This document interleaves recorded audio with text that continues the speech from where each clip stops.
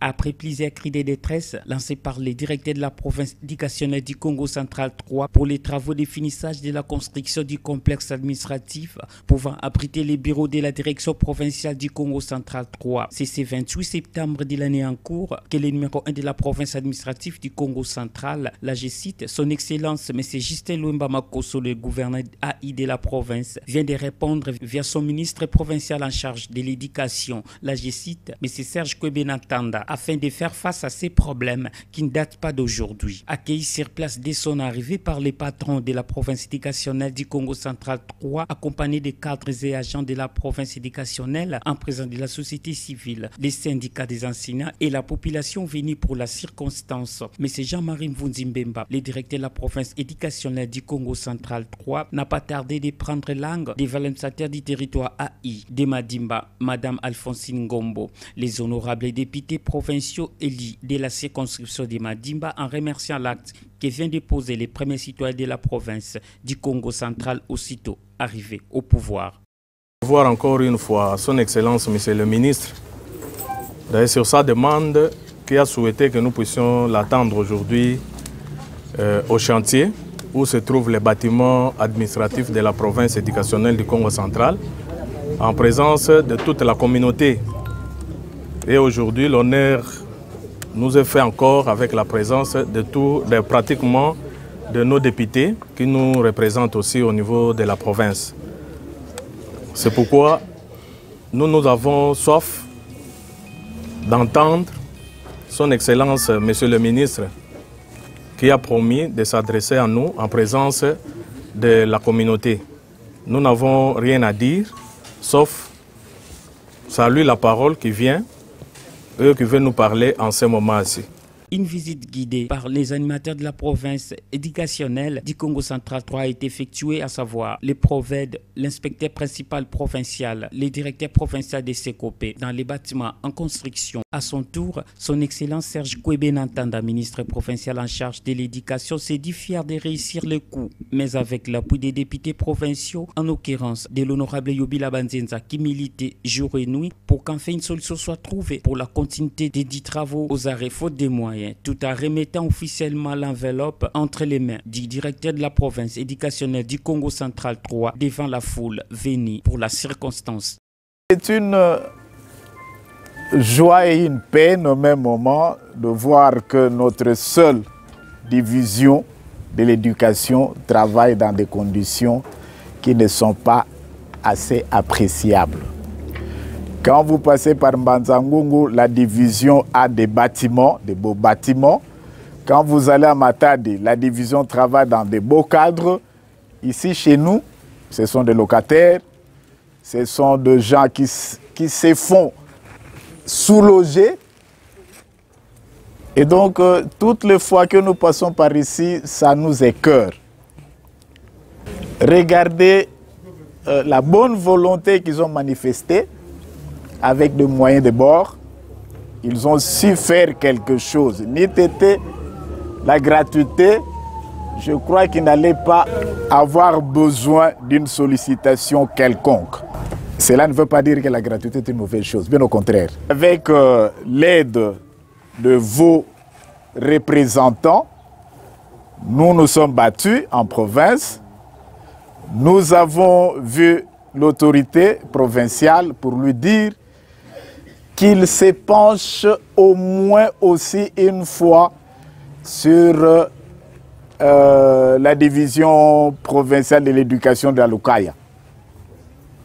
C'est l'unique fils qui n'a pas de logis. Ça fait plusieurs années, ils sont là. Qu'on est derrière ceci, mais ça n'a toujours pas abouti. Dieu merci, cette fois-là, l'autorité a pensé à faire un geste. C'est vrai que ça ne va pas permettre à terminer tout ceci, mais au moins ça permettra à ce que les bâtiments soient occupés. Pour l'autorité, il souhaite que les bâtiments puissent être assez occupables d'ici fin du mois d'octobre. Applaudissons. Comme ça, elle viendra elle-même, si Dieu prête vie, à couper le ruban symbolique pour dire que la province éducationnelle a maintenant un chez lui. Le cadre, les autorités éducationnelles ont fait quelque chose de très impressionnant et de très satisfaisant. Nous vous encourageons. Je disais, ce n'est pas beaucoup. Bon, il n'est pas utile de dire le montant ici. Eux-mêmes verront le montant et lui qui a donné sait combien il a donné. Ah, nous vous donnons, mais c'est en grosse coupure de 20 000. Wouh! Donc vous pouvez vous imaginer qu'est-ce que ça peut faire. À son tour, comme et toujours avec sa nature de la transparence et la décentralisation des tâches, les patrons de la province éducationnelle du Congo central 3, M. Jean-Marie Mvunzimbemba, a remis la même enveloppe entre les mains de M. Jacques Ntseke, le comptable de la province éducationnelle du Congo central 3, pour une utilisation comme imposent les besoins, tout en promettant la fin des travaux dans 30 jours. Donc selon lui, le bâtiment sera occupé d'ici le 30 octobre de l'année en cours. Que ces grands travaux ont été à 100% appuyés par la communauté à travers les parents. C'était le 3 juillet 2018 que la pose de la première pierre était faite ici dans le même site. Au début de l'année 2019, les travaux avaient commencé. Et ces travaux que vous voyez là, c'est en 8 mois que nous avons réalisé ça. Pourquoi? Parce qu'on avait ce devoir-là de redevabilité. Pour éviter que nous puissions gérer seul alors que le bien était un bien communautaire. Comme vous venez de le dire, ils ne sont pas venus ici présents pour faire ou être des figurants, mais c'est parce qu'ils étaient dans l'eau pendant que ces poissons étaient en train d'être cherchés. Ceux-là, ce sont les députés ici présents, à qui nous disons aussi grand merci pour leur implication. Et ces frais que nous recevons, c'est pourquoi officiellement, nous remettons ça comme on le faisait avant, au comptable de la division. Un compte est géré par rapport à ces fonds à la CAMEC. Parce que ce n'est pas de l'argent qu'on doit garder dans un bureau ou dans une maison de quelqu'un. C'est de l'argent qui devait être gardé dans une agence financière. Et ici, nous n'avons que CAMEC pour nous aider à gérer cet argent. C'est lui qui va découvrir avec la CAMEC parce que les documents sont là. Et le principe qu'il connaît, lui est l'ingénieur, parce que nous avons les devis de l'ingénieur que vous avez plusieurs fois reçus. C'est en fonction de ces devis que nous allons travailler. C'est vrai que les travaux demandés pour que ça prenne fin au-delà de 132 000 $, plus équipement. Mais le souhait du chef, qui est notre gouverneur, sera accompli dans la mesure où nous ferons tout avec ce que nous avons ici, qu'au plus tard, comme vous venez de le dire, la fin de ce mois, que ce bureau soit utilisable, que vous veniez aussi de nouveau nous installer dans ces beaux bureaux. Je peux vous révéler une chose, nous étions avec vous à la promo, on en parle parce qu'il y a une commission qui travaille sur la désactivation de certaines provinces non viables. Et dans les conditions dans lesquelles nous sommes, notre province était déjà listée parmi les provinces à désactiver, c'est-à-dire on devait retourner les agents vers Mbanzangoum parce que la province ne répondait pas aux critères. C'est ce qui fait qu'à chaque fois, j'avais eu l'occasion de recevoir une autorité pour dire que ma province doit rester, doit fonctionner. Je ne cessais de l'inviter même à arracher dans son programme quelques minutes pour qu'il visite que là, nous sommes là en attendant que notre grand bureau soit terminé. Et d'abord, la première chose, c'est les infrastructures qui donnent la forme à une province éducative. Alors que nous avions déjà ces infrastructures-là. Soyez-vous rassurés que notre province ne sera jamais désactivée. C'est pourquoi nous disons encore merci aux honorables, à vous-même et au gouverneur qui a pensé à nous à travers vous.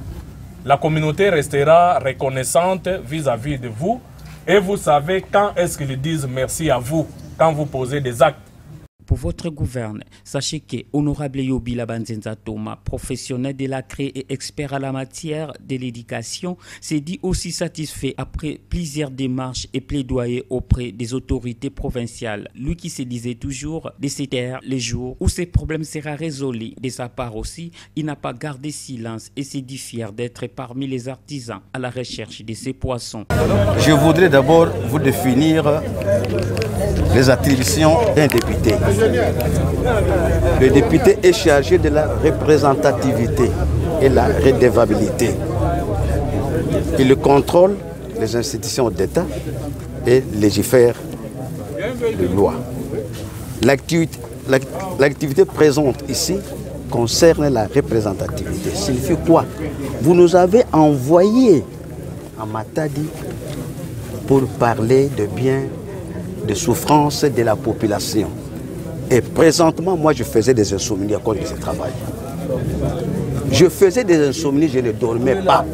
Chaque jour, je disais, si cette maison n'arrive pas à la fin, Yobila ne dormira pas. C'est comme ça que chaque fois, à chaque gouverneur, je ne faisais que faire des plaidoyers pour cette maison. Le nouveau est arrivé. Je n'ai pas passé 10 minutes pour aller le voir. À ton arrivée, le premier acte que nous souhaitons que vous puissiez poser, c'est de voir le problème de ce bureau. Et il a mordi. Il a mordi, il a dit, d'ici là, vous serez là pour aller mettre l'enveloppe et qu'on voit le travail, qu'est-ce qu'on va faire. Voilà, de ce côté-là, je suis maintenant un peu à l'aise, n'est-ce pas? Donc je suis très content. Très content. Nous passons par ici, nous voyons les conditions dans lesquelles les autorités provinciales de l'éducation travaillent. Ça nous dérange. Je suis enseignant et ça ne me met pas à l'aise.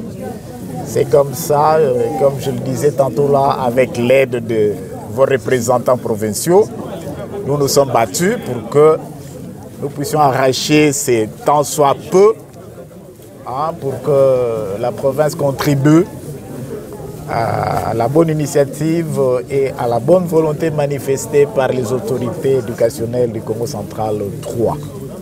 Et donc, nous sommes venus leur déposer une petite enveloppe donnée par l'autorité provinciale, le gouverneur de province AI, Monsieur Son Excellence Justin Luemba Makosso, de manière à ce qu'il puisse terminer quelques travaux qui restent. Et comme ça, l'autorité viendra elle-même pour les installer officiellement dans les bâtiments. M. Jean-Marie Mvunzimbemba, le directeur de la province éducationnelle du Congo central 3, nous fait aussi savoir ce qu'il pense et promet d'en faire bon usage pour un résultat satisfaisant, et ceci dans un bref délai. Merci beaucoup. Comme vous l'avez constaté, c'est un sentiment de joie pour nous que les autorités provinciales s'impliquent aussi dans le développement du sous-secteur de l'éducation. Comme vous le savez, aujourd'hui, le fonctionnement des entités provinciales dépendent des infrastructures. Et depuis 2018-2019 que nous avons commencé ces travaux avec l'appui de la communauté de la Lukaya, Bas-Fleuve et puis Cataracte, à travers les parents qui nous soutenaient. Et ces travaux, comme je venais de le dire dans mon mot, nous avaient pris pratiquement 8 mois parce que le financement était là. Mais après le lancement de l'effectivité de la gratuité par son Excellence, Monsieur le Président de la République, les travaux étaient pratiquement aux arrêts. C'est comme ça que nous nous sommes mis à présenter notre plaidoyer à tous les niveaux, aux autorités nationales et provinciales. Vous le constatez chaque fois que j'ai l'occasion de le faire. Toutes les autorités qui passent ici visitent notre site. C'est pourquoi aujourd'hui nous venons de recevoir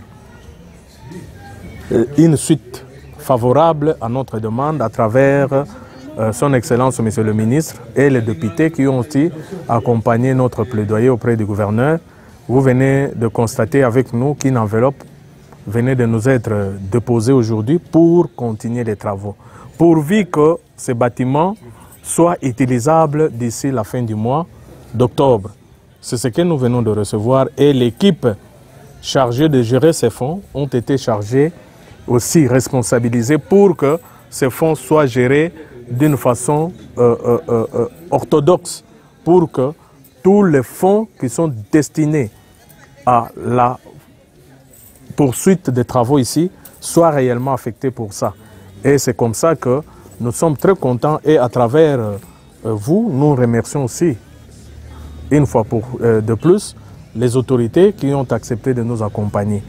Et à toute la communauté éducative, nous disons merci aussi pour l'accompagnement par rapport à leurs efforts, parce que chacun était en train d'utiliser tous les moyens qui étaient disponibles pour arriver à convaincre ceux qui pouvaient nous accompagner pour terminer ces travaux.